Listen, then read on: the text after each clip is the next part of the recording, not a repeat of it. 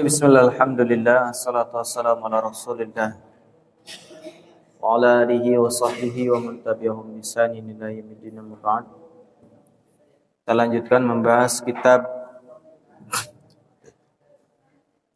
Al-Mulakhas Syarhu Kitab Tauhid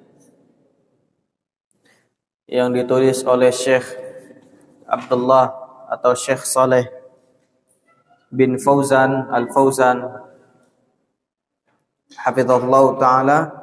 Kita masih membahas kitab Tauhid. Di sini beliau mendatangkan hadis dari riwayat Abdullah bin Mas'ud. Kata beliau, Abdullah bin Mas'ud, "Man arada ayanzura." Barang siapa yang ingin melihat, ingin mengetahui,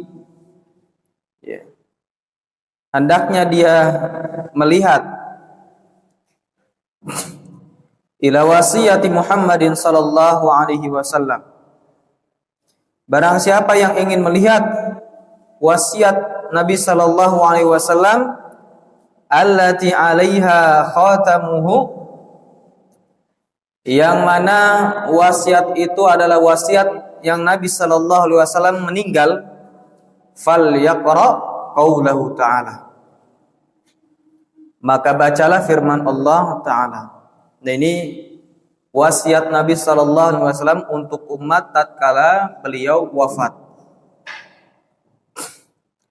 yaitu qul ta'alau atlu ma harrama rabbukum alaikum.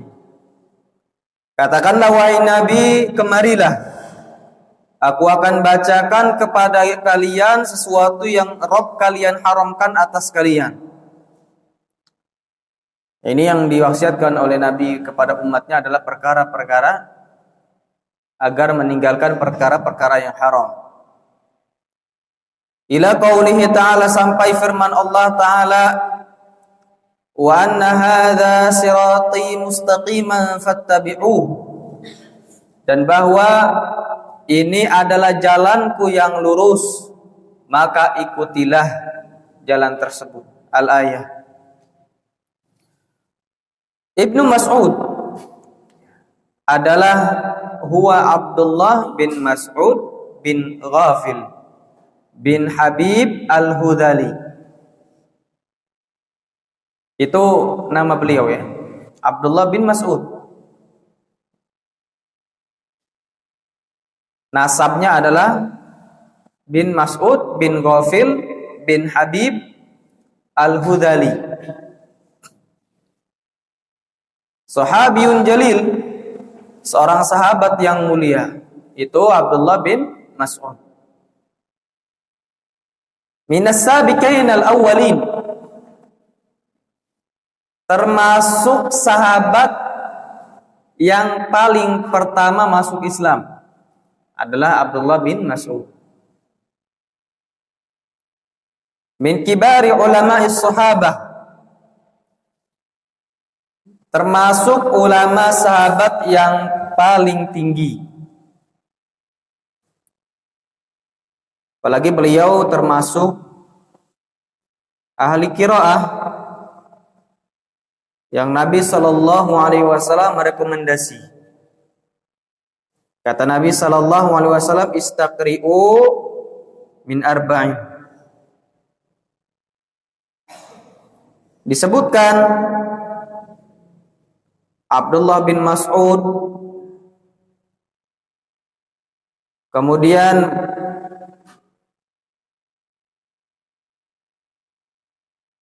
Mu'ad bin Jabal,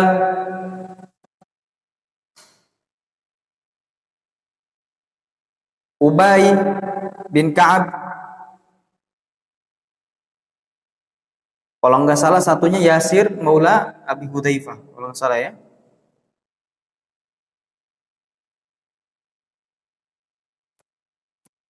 Nah, itu ahli qiraah dari kalangan para sahabat.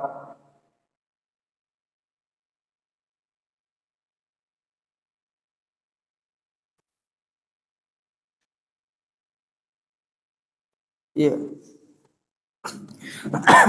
Jadi ahli qiraah ada 4. Abdullah bin Mas'ud, terus Mu'ad bin Jabal, yang ketiga Ubay bin Ka'ab, terakhir Salim, ya bukan Yasir, Salim, Salim Maula Abi Hudzaifah. Nah, ini 4 orang ahli qiraah, ulamanya para sahabat.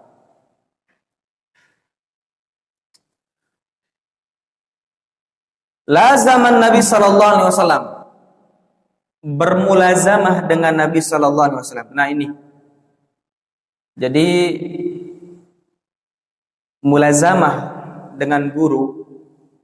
Ya, mulazamah itu maknanya senantiasa dengan guru, membarengi guru, tinggal bersama guru dalam rangka menuntut ilmu. Dan ini yang dilakukan oleh para sahabat terhadap Nabi. Mereka bermulazamah dengan Nabi sallallahu alaihi wasallam, menemani Nabi, tinggal bersama Nabi, membarengi Nabi, itu para sahabat. Dan itu metode ya para sahabat. Jadi mulazamah itu metodenya mereka para sahabat belajar dengan Nabi. Itu tinggal dengan ulama mereka, tinggal dengan guru mereka.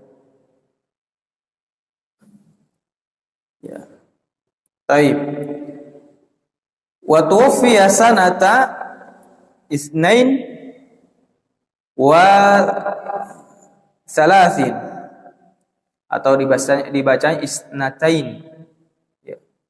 Sanata isnataini wa salasin hijriyatan. Jadi wafat pada, atau benar ya, isnai wa salasina hijriyatan. Isnatain, betul. Isnatain wa salasina hijriyatan. Wafat pada tahun 32 Hijriah. Abdullah bin Mas'ud. Wasiyah maknanya adalah al-amru al-akad al-muqarrar. Wasiyah itu adalah perkara yang ditekankan, ditetapkan. Itu namanya wasiat. Dan biasanya wasiat itu adalah perkara-perkara yang penting. Orang sebelum meninggal dia berwasiat.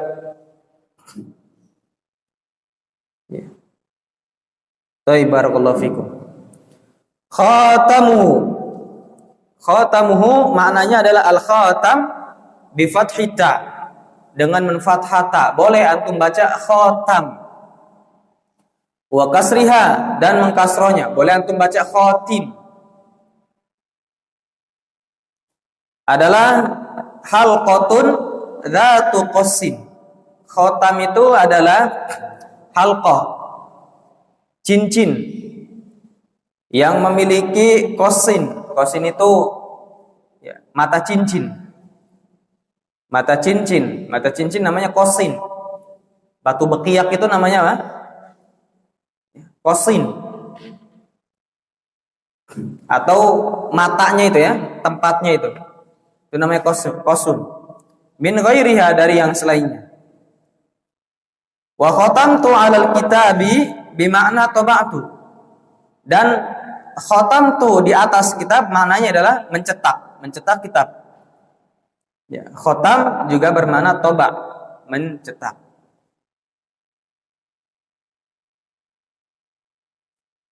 Al-makna al-ijmali lil athar, makna secara global untuk asar ini, ya memang masalah asar hadis disebutkan di dalam kitab mustalah. Di antaranya Syarhul Baiquniyah li Syekhina Ahmad bin Sa'id Al-Ashabi Abu Rijal. Beliau masih hidup sekarang di daerah Sumain, termasuk murid dari Syekh Muqbil bin Hadi Al-Wadi'i. Juga di dalam kitab Taisir Mustalahul Hadis milik Mahmud Tahan. Kalau nggak salah beliau orang Emirat kalau nggak salah ya. Barakallahu fikum, disebutkan bahwa asar, sebagian ulama mengatakan hadis ya, maka hadis itu adalah umum, masuk riwayat atau kaulnya para sahabat, ya, kaulnya Nabi Shallallahu Alaihi Wasallam, begitu juga kaulnya para tabi'in dan atba'ut tabi'in dan seterusnya. Mereka katakan hadis. Ada yang mengatakan hadis khusus ucapan Nabi Shallallahu Alaihi Wasallam, perbuatan Nabi Shallallahu Alaihi Wasallam, atau penetapan Nabi, pengakuan Nabi. Ya, jadi apa yang disandarkan kepada Nabi namanya hadis. Tapi kalau disandarkan kepada sahabat dan di bawahnya itu disebut dengan athar. Ya. Athar itu dalam bahasa Indonesianya jejak. Athar itu dalam bahasa Indonesia jejak. Ya. Jadi ada yang mengatakan athar itu khusus untuk yang selain Nabi, sedangkan hadis khusus untuk Nabi. Sedangkan hadis, ada sebagian orang juga berpendapat bahwasanya hadis itu umum untuk Nabi dan selain Nabi, dan juga athar umum untuk Nabi dan selain Nabi. Nah, di sini yang dimaksud athar adalah apa yang disandarkan kepada sahabat, yaitu Abdullah bin Mas'ud. Abdullah bin Mas'ud menyebutkan, Yadhkur Ibnu Mas'udin radhiyallahu anhu. Abdullah bin Mas'ud menyebutkan, anna Rasul sallallahu alaihi wasallam, bahwa Rasul sallallahu alaihi wasallam law wassa lam yuwassi illa bima wassa bihi Allah taala. Seandainya Nabi sallallahu alaihi wasallam berwasiat, tidaklah beliau berwasiat melainkan dengan apa yang diwasiatkan oleh Allah taala. Jadi apa yang diwasiatkan Nabi adalah wasiat Allah taala. Memang demikian, apa yang diperintahkan oleh Nabi adalah perintah dari Allah. Apa yang dilarang oleh Nabi adalah dari Allah. Nabi sallallahu alaihi wasallam tidak mengatakan dari hawa nafsunya. Wa ma yantiqu 'anil hawa in huwa illa wahyuha. Fa inna Allah qad wassa bima fi hadhil ayati. Maka sesungguhnya Allah taala telah mewasiatkan dengan sesuatu yang ada di dalam ayat-ayat ini. Li'annahu subhanahu qad khatama kulla ayatin. Karena Allah subhanahu wa ta'ala telah menutup setiap ayat. Minha darinya biqaulihi, dengan ucapan dzalikum wasaqum bih. Yang demikian itu Allah wasiatkan kalian dengannya. Wa inna maqala Ibnu Mas'udin dzalika lamma qala Ibnu Abbas radhiyallahu anhuma. Dan hanyalah Abdullah bin Mas'ud mengatakan demikian, ya, lamma tatkala Abdullah bin Abbas radhiyallahu anhuma mengatakan, inna ar-raziyata kullu raziyati ma hala bainana wa baina ay yaktuba lana Rasulullah sallallahu alaihi wasallam wasiyatah. Sesungguhnya ar-raziyah, musibah, kullu raziyah, seluruhnya musibah, adalah semua musibah, ma hala bainana, ma hala bainana, sesuatu yang menghalangi antara kita, wa baina ay yaktuba lana Rasulullah sallallahu alaihi wasallam wasiyatah, dan antara Rasul sallallahu alaihi wasallam menulis untuk kita wasiatnya. Fadzakarahumullahu Ibnu Mas'udin radhiyallahu anhu anna indahum minal Qur'ani ma yakfihim. Kemudian Abdullah bin Mas'ud menyebutkan kepada mereka bahwasanya di sisi mereka terdapat Al-Qur'an, sesuatu yang mencukupi mereka. Jadi Al-Qur'an itu diturunkan oleh Allah Subhanahu wa taala dengan sempurna, dan dengannya cukup kita beragama kepada Allah, dan dengannya cukup kita beragama terhadap Allah. Dan di dalam Al-Quran terdapat perintah untuk kita mengikuti Rasul, dan cara kita mengikuti Rasul adalah dengan mempelajari hadisnya dan mengamalkannya. Jadi kalau ada orang ngomong kita ini wajib mengikuti Al-Quran, sedangkan mengikuti sunnah tidak wajib misalkan. Bahkan tidak boleh karena banyak yang palsu. Nah, ini sebetulnya dia tidak mengikuti Al-Qur'an dengan benar. Karena Al-Qur'an memerintahkan kita untuk mengikuti Nabi sallallahu alaihi wasallam. Fa in tuhibbunallaha fattabi'uni yuhibbukumullah. Jika kalian cinta kepada Allah, maka ikutilah aku, kata Nabi. Maka niscaya Allah akan cinta kepada kalian. Paham di sini ya? Karena sebagian orang mengatakan kami hanya ikut Al-Qur'an karena hadis banyak yang palsu misalkan di alasannya. Maka tatkala dia mengatakan demikian, sejatinya dia tidak mengikuti Al-Qur'an. Karena Al-Qur'an memerintahkan kita mengikuti Nabi. Fa inna Nabi sallallahu alaihi wasallam law wassa lam yuwassi illa bima fi kitabillah. Seandainya Nabi mewasiatkan, tidaklah ia mewasiatkan kecuali dengan sesuatu yang terdapat di dalam Al-Qur'an. Dengan sesuatu yang terdapat di dalam Al-Qur'an. Munasabatu hadzal athar lil bab, kecocokan riwayat ini untuk bab ini adalah bayanu anna ma dzukira fi hadhil ayati, menjelaskan bahwa yang disebutkan di dalam ayat ini kama huwa wasiyatullahi, sebagaimana itu adalah wasiat Allah, fa huwa wasiyatu rasulih sallallahu alaihi wasallam, yaitu wasiatnya Rasul sallallahu alaihi wasallam. Lianna Rasul sallallahu alaihi wasallam yuwassi bima awsa atau yusi bima awsallahu bihi. Itu mewasiatkan dengan sesuatu yang Allah wasiatkan dengannya.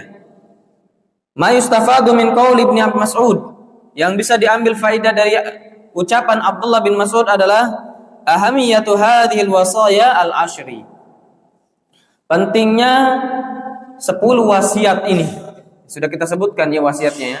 Wasiat yang paling besar adalah bertauhid dan meninggalkan kesyirikan. Itu wasiat yang paling besar ya. Karena tanpa keduanya atau salah satunya, maka amalan kita tidak ada yang diterima. Asani, yang kedua, anna Rasul sallallahu alaihi wasallam yusi bima awsa bihillah, bahwa Rasul sallallahu alaihi wasallam mewasiatkan dengan sesuatu yang Allah wasiatkan. Faqulu wasiyatin lillahi fahiya wasiyatun li rasulih sallallahu alaihi wasallam. Maka setiap wasiat milik Allah, maka itu juga wasiat Rasul sallallahu alaihi wasallam. Ya. Baik, barakallahu fikum. Maka di sini anjuran untuk kita tatkala mendengar hadis dari Rasulullah, kita langsung percaya. Tanpa harus kita ya kulfah, membebani diri untuk kira-kira ada nggak di dalam Al-Qur'an. Ya itu pasti ada. Ya. Itu pasti apa? Istinbat.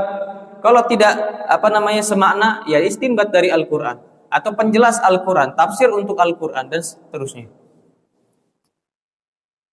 Kemudian asalis amku ilmi sahabah, dalamnya ilmu para sahabat.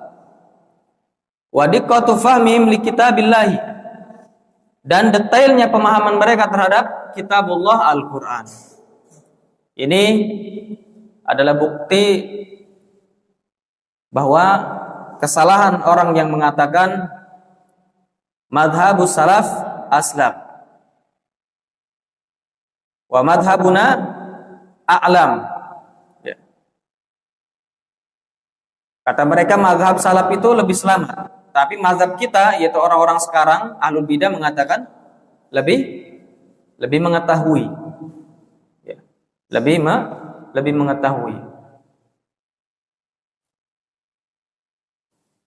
Justru yang lebih mengetahui adalah mereka mazhab salaf, yaitu para sahabat dan yang mengikutinya. Kemudian didatangkan di sini riwayat juga wa an Mu'adz bin Jabal radhiyallahu anhu, dari Mu'adz bin Jabal radhiyallahu anhu, qol, ia mengatakan, kuntu radifan Nabi sallallahu alaihi wasallam, dulu aku pernah dibonceng oleh Nabi sallallahu alaihi wasallam, ala himarin, di atas himar. Nah, ini seorang yang tawadhu ya adalah Nabi sallallahu alaihi wasallam, di mana beliau membonceng muridnya sendiri ya. yaitu Mu'ad bin Jabal, yaitu menunjukkan ketawaduan beliau. Faqala li, kemudian ia mengatakan kepadaku, ya Mu'ad, atadri ma haqqullah 'alal ibad? Wahai Mu'ad, tahukah engkau hak Allah yang harus dipenuhi hambanya? Nah, di sini bentuk pengajaran, di antara bentuk pengajaran yang paling bagus adalah dengan metode tanya jawab. Jadi guru nanya, nanti murid jawab. Tapi kalau nggak bisa jawab, jawabnya Allah a'lam. Nanti dijelaskan oleh gurunya. Kenapa? Karena dengan metode itu biasanya murid intibah, lebih perhatian karena dia dipanggil. Sehingga dia perhatian untuk mendengarkan jawabannya dari pertanyaan tersebut. Dan ini dilakukan oleh Rasul sallallahu alaihi wasallam. Di antara sunnah dari pengajaran adalah dengan metode tanya jawab. Baik. Dan disebutkan oleh Syekhuna Abu Rijal Ahmad bin Sa'id Al-Ashhabi tatkala beliau membahas hadis ini, ya, sama dengan pelajaran yang sama, akan tetapi tatkala itu kitabnya adalah Al-Qaul As-Sadid. Al-Qaul As-Sadid. Beliau menyebutkan jenis pertanyaan itu ada dua. Ya, jenis pertanyaan ada dua. Ada yang haram, ada yang haram, dan ada yang dibolehkan. Ada yang haram dan ada yang dibolehkan. Baik, barakallahu fikum. Atau ada yang haram, ada yang tidak haram. Ada yang haram, ada yang tidak haram. Di antaranya yang haram adalah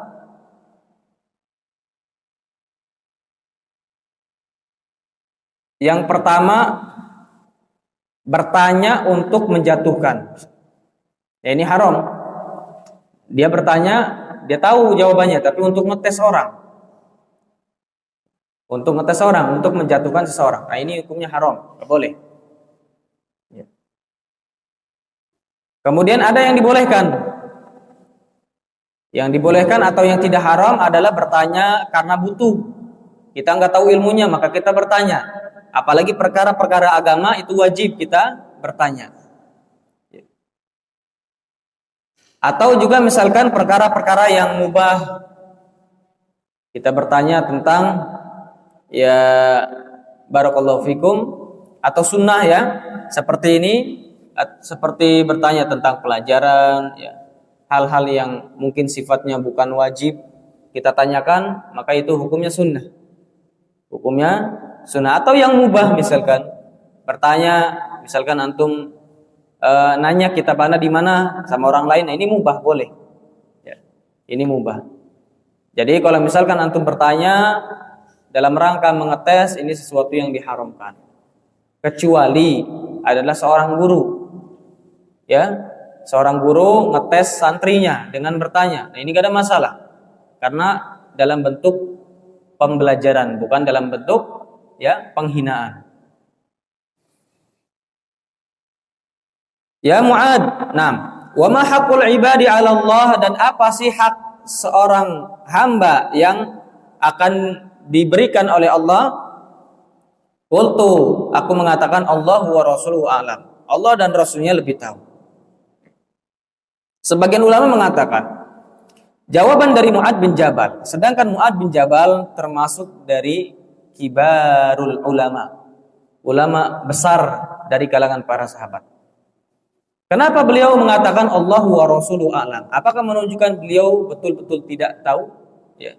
Atau justru beliau tahu, akan tetapi beliau mengharapkan ilmu lebih dari jawaban Nabi?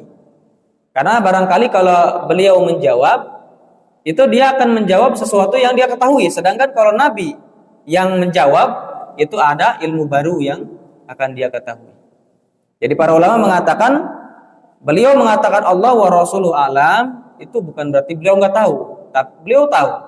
Cuman beliau mengatakan demikian barangkali ada jawaban yang lebih lengkap dari Rasul sallallahu alaihi wasallam, maka beliau mengatakan Allah wa rasuluhu a'lam.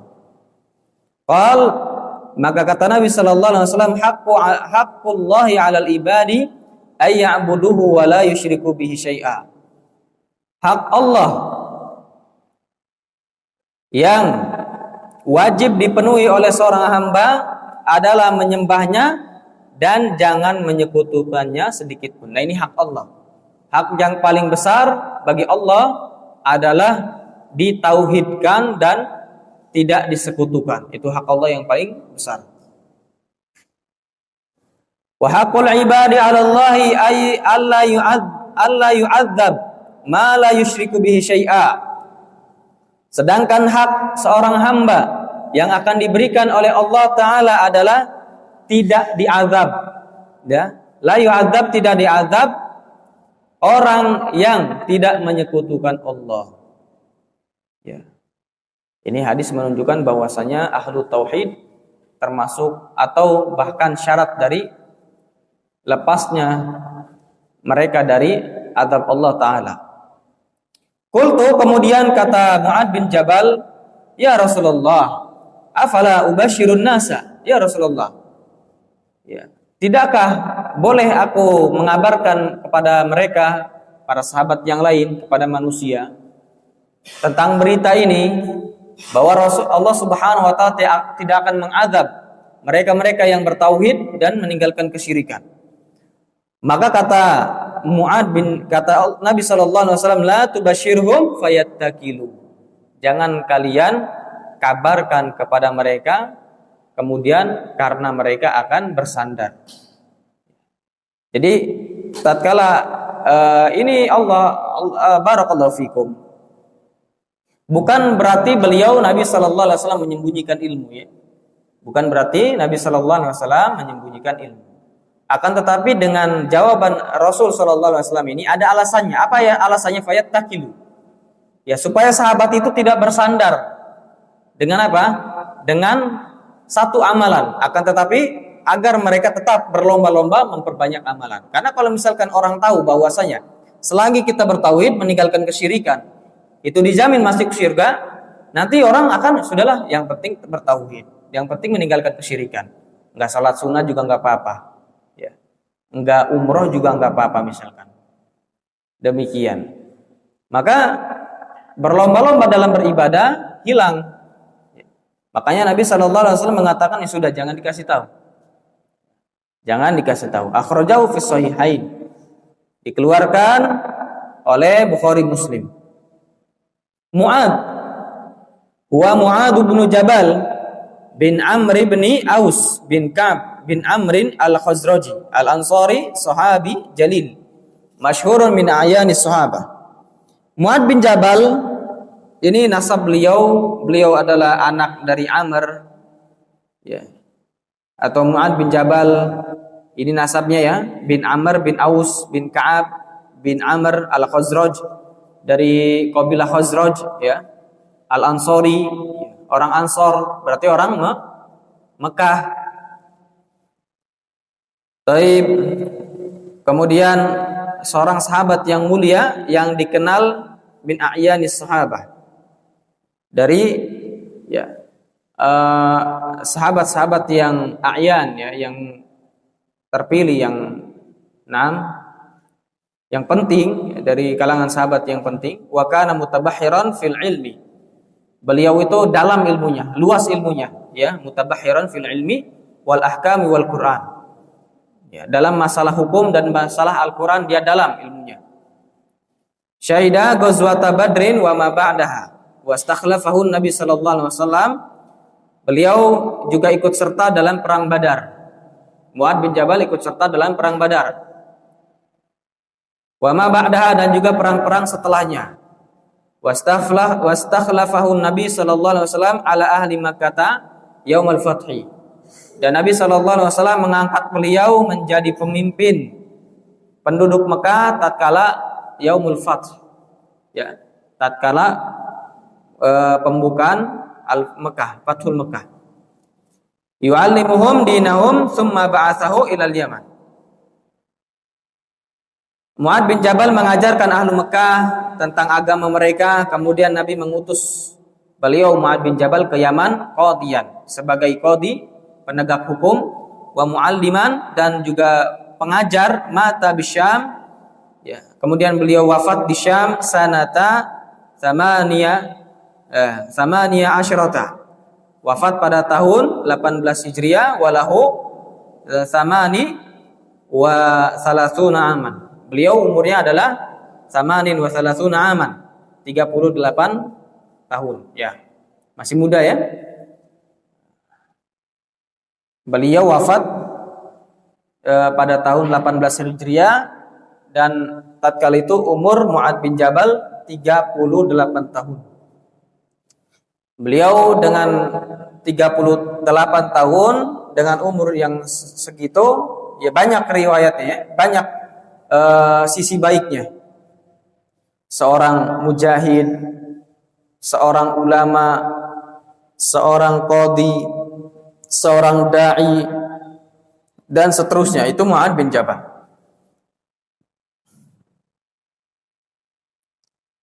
Di dalam riwayat Nabi SAW mengatakan kepada Mu'adz bin Jabal, yassira wa la tu'assira. Ya Mu'adz, ya tatkala Mu'adz bin Jabal dan Abu Musa al-Asy'ari. Jadi yang diutus ke Yaman itu ada dua, Mu'adz bin Jabal dan Abu Musa al-Asy'ari. Ya. Kata Nabi SAW, yassira wa la tu'assira. Buatlah mudah, jangan dipersulit. Agama itu mudah. Ya, agama itu mudah, jangan dipersulit. Kata Nabi SAW, basyira wa la tunaffira, dan beri kabar gembira kepada mereka, penduduk Yaman, dan jangan kalian membuat takut, membuat lari. Maka di antara metode dakwah yang benar adalah bil hikmah, dengan hikmah. Dan metode dakwah yang paling bagus adalah dengan akhlak. Makanya kata Allah Subhanahu wa taala, fa bima rahmatin minallahi lintalahu. Maka dikarenakan rahmat Allah yang Allah berikan kepadamu wahai Nabi, engkau bisa berlemah lembut. Ya, engkau bisa berlemah lembut dengan mereka para sahabat. Kemudian kata Allah Subhanahu wa taala, "Lau kunta faddan ghalidhal qalbi lan faddu min hawlik." Seandainya engkau perangkainya itu garang, ya, hatinya itu sangar, maka mereka para sahabat akan lari darimu. Antum juga kalau punya teman garang misalkan, suka iseng, galak, ya. Kalau ngomong itu bentak-bentak misalkan, nah itu antum lari, ya enggak? Demikian juga kalau misalkan anak demikian ke antum, ya. Anak misalkan bentak-bentak antum segala macam, sama, antum pun akan lari dari anak. Nah demikian ya. Di antara metode dakwah yang benar adalah dengan lemah lembut.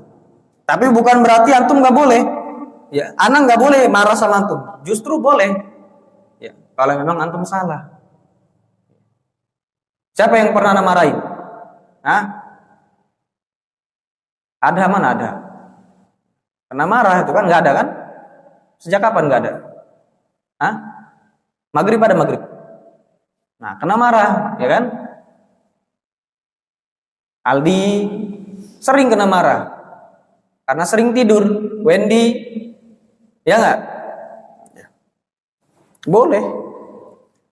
Ya, Nabi SAW juga pernah apa? Pernah marah. Ya. Afattanu ya Mu'adz. Afattanu anta ya Mu'adz. Ya. Kepada Mu'adz bin Jabal, kalau nggak salah pas itu beliau Imam Isa, ya. Kalau nggak salah Imam Salat Isa beliau baca surat panjang. Beliau baca surat panjang.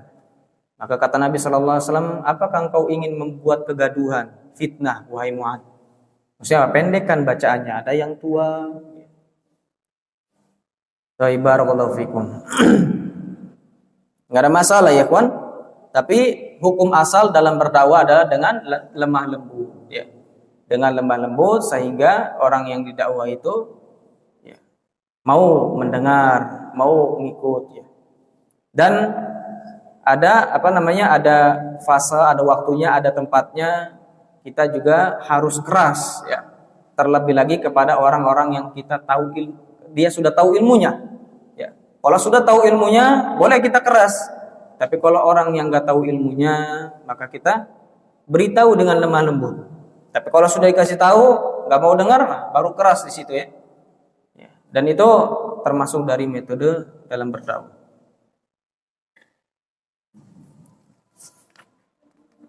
Tapi naktabi bi subhanahu wa ta'ala.